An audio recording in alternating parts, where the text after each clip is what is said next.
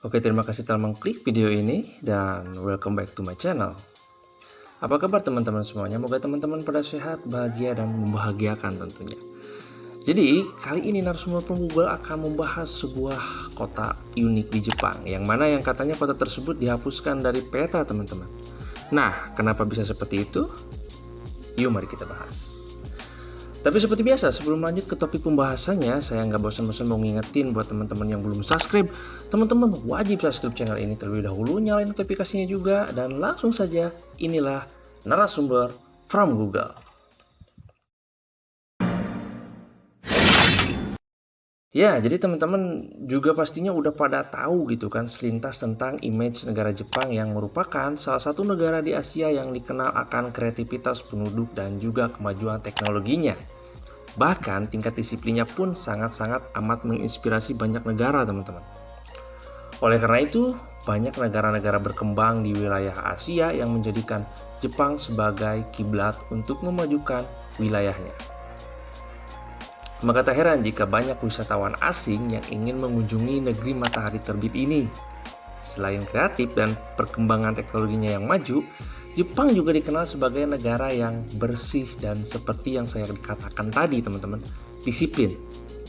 Nih ya, saking bersihnya di negara Jepang tuh kalau banjir penampakannya kayak gini. Bersih banget kan airnya? Gokil parah, teman-teman. Nah, hal ini bisa berjalan bukan karena kebetulan dong, teman-teman. Pastinya karena kedisiplinan warganya dan pemerintah yang selalu mendukung dengan program kebersihan, ya kan? Tapi siapa sangka, faktanya Jepang menyimpan sebuah kota kumuh di dalamnya. Kan teman-teman ada yang tahu kota apa? Kota tersebut bernama Kamagasaki. Kota Kamagasaki ini adalah bagian sisi kelam Jepang yang sengaja dihapuskan dalam peta. Kota ini terletak di Osaka, teman-teman, yang terdapat banyak bangunan-bangunan tak terawat, penuh dengan gunungan sampah dan rumah bagi para tunawisma. Nama Kamagasaki mungkin terdengar asing, sebab kota ini sebenarnya bernama Airinchi, namun masih banyak disebut sebagai Kamagasaki. Pada awalnya, kota ini dibentuk sebagai daerah yang dikhususkan untuk pengerjaan proyek Shinsekai. Dan Shinsekai mulai dibangun pada tahun 1912 dan dirancang untuk menjadi sebuah area hiburan di kawasan Osaka, Jepang. Rancangan yang digunakan di Shinsekai terinspirasi dari kota-kota yang sudah terlebih dahulu terkenal seperti New York dan Paris. Karena proyek ini berskala besar, tentu butuh banyak buruh dong pastinya, ya kan? Dan akhirnya banyak sekali para buruh yang berdatangan ke kota Kamagasaki untuk membangun proyek tersebut, teman-teman. Nah, namun setelah proyek Shinsekai usai dibangun, pemerintah Osaka meminta para buruh kembali ke daerah asal mereka. Namun para buruh itu menolak pergi dan memilih menetap di kota Kamagasaki.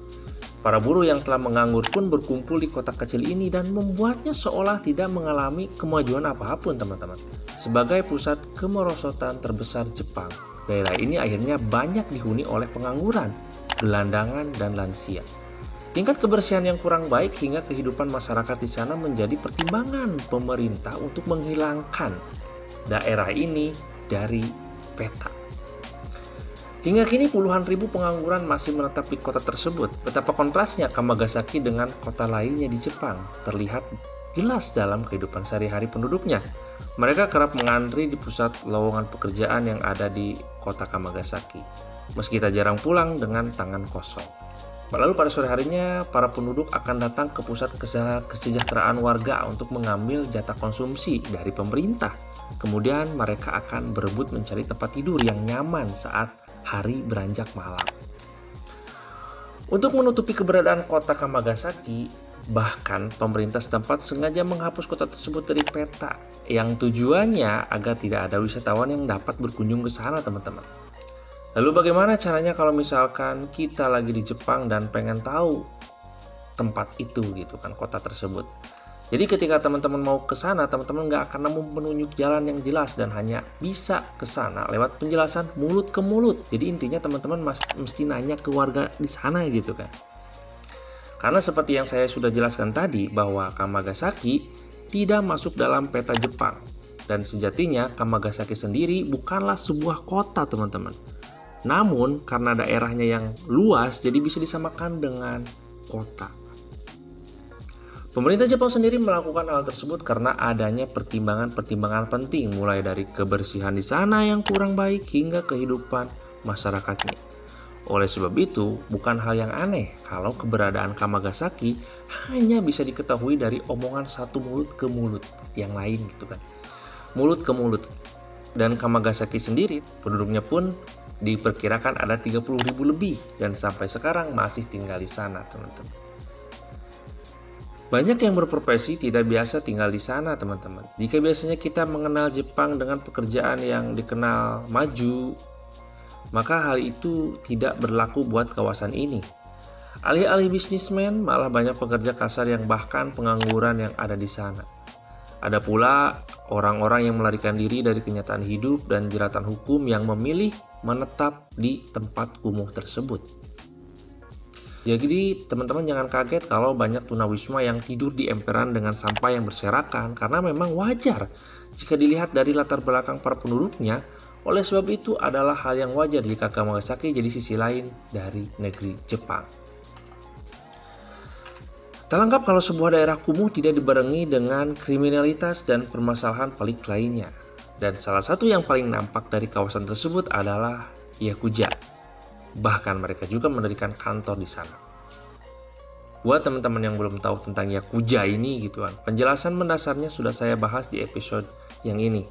Dan buat kalian yang nggak tahu dan baru ngedenger gitu kan, atau belum pernah sama sekali ngedenger tentang Yakuza ini gitu kan, Yakuza adalah gangster atau sindikat terorganisir di Jepang. Pihak pemerintah dan kepolisian tak berani mengusik keberadaan mafia ini karena pengaruhnya yang amat begitu besar bagi negara.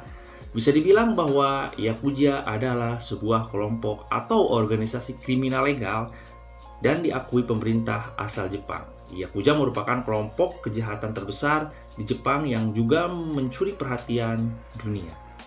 Dan Yakuza yang ada di sana tuh biasanya disebut Chimvilla atau tingkatan terendah Yakuza. Tingkat konsumsi alkohol di sana tinggi, ditambah dengan mayoritas di sana dihuni pria, membuat Kamagasaki jadi tempat yang tak aman untuk perempuan. Yakuza di sana memonopoli penjualan barang-barang ilegal layaknya pasar hitam, black market. Yang mereka jual adalah barang-barang bekas, barang yang sudah melewati batas waktu expire, ataupun DVD porno ilegal tanpa sensor.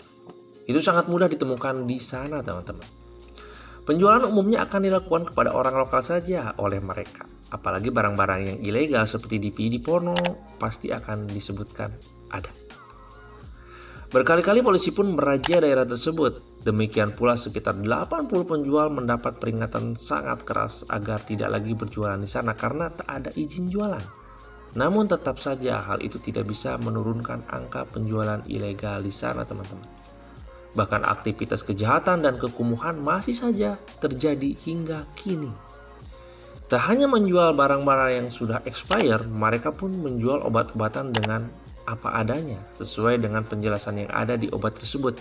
Tak ada penjelasan apapun dari penjual, termasuk dampak penggunaan obat tersebut gitu kan. Mereka menjual makanan yang sudah expire juga, tentu dengan harga yang sangat murah. Misalnya saja harga-harga yang biasa dijual 100 yen, di sana dijual 30 yen. Lalu sandwich yang harganya 200 yen dijual 50 yen. Semuanya memang serba murah, teman-teman. Karena memang para pembeli umumnya para homeless. Para pekerja sukarela juga sudah banyak membantu daerah ini. Patroli penduduk setempat yang sukarela juga dilakukan untuk menjaga keamanan dan ketenangan daerah setempat. Namun, susah ya.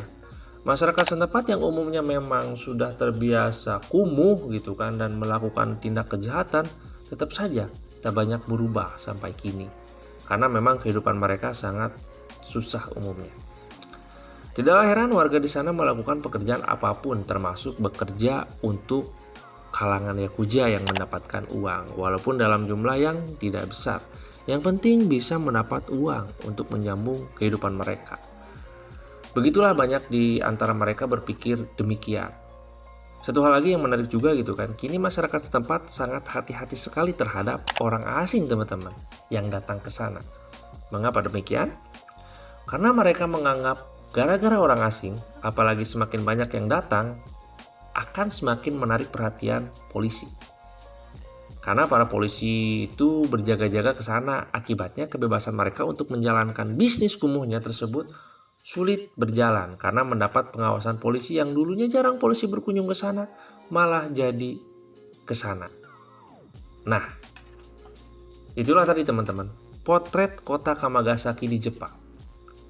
Gimana nih menurut teman-teman? Komen di bawah ya. Dan buat teman-teman yang mau namain kali aja ada fakta yang kurang ataupun mau revisi, teman-teman bisa juga tuliskan di kolom komentar ya.